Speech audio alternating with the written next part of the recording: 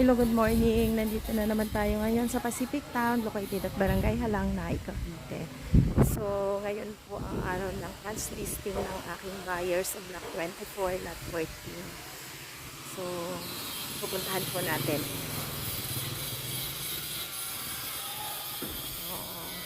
So, may mga nakatira na po dito.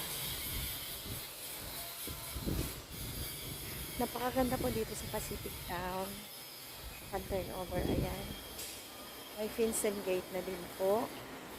Free na po ang move-in fee, including yung Meralco, water installation, HUA, real property tax, and then yung monthly dues kasama na po dito.